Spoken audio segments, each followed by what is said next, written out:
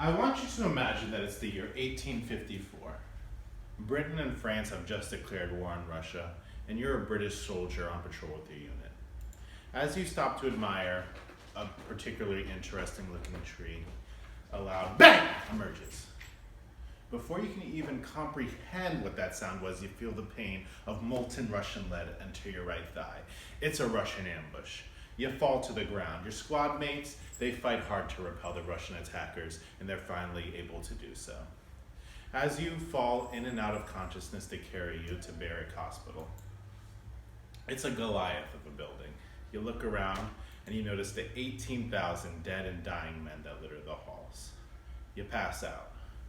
Hours later, you wake up to the feeling of rats brushing by your face as they scurry down the hall towards the kitchen. You look down at your bandages and you notice that they're filled with clotted blood, dirt, and debris, and an infection is now ravaging your body. The doctors, they're perplexed. They don't know what to do. They inject you with chemicals such as mercury, arsenic, and opiates, all of which tear through your body even further. As a last-ditch effort, they even cut you open unnecessarily to let some of the bad blood out. My name is Florence Nightingale. I'm a nurse, and I saved your life. How, you may ask?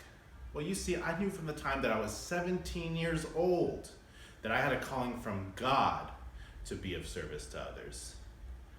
I just didn't know what the service was at the time. In my early 20s, I volunteered at a nearby town that was badly struck by a flu epidemic. Then it hit me. I spent my entire life up to this point volunteering for and tending to the sick and poor. I wanted to become a nurse. Sounds noble, right? Not so much. You see, back in my day, nurses were looked down upon, and I was determined to change that. So I threw myself into it. I read everything I could get my hands on about nursing. I volunteered at hospitals. I even went to Germany several times to study at a nursing institution. That was when I learned that a lot of the popular practices during this time were actually killing more people than they were saving. And this was without placing any emphasis on people's basic needs, keeping them clean, keeping them rested, well fed. It was a mess. Because of my dedication, the Secretary of War asked me to gather a group of nurses to tend to the wounded during the Crimean War. So I did, and we went. In November of 1854, me and 37 other nurses arrived at Barracks Hospital. We worked around the clock to take care of the soldiers. They even called me the lady with the lamp, because that's what you would see me carrying as I was making my late night rounds. We worked hard. We cleaned the soldiers' wounds, we changed their linens, we kept them well fed and warm, and when all else failed, we even had to comfort them during their final moments. Why am I telling you all this? I just hope that the next time that you or a loved one are at a healthcare facility, I want you to take an extra second to notice the nursing staff. Okay?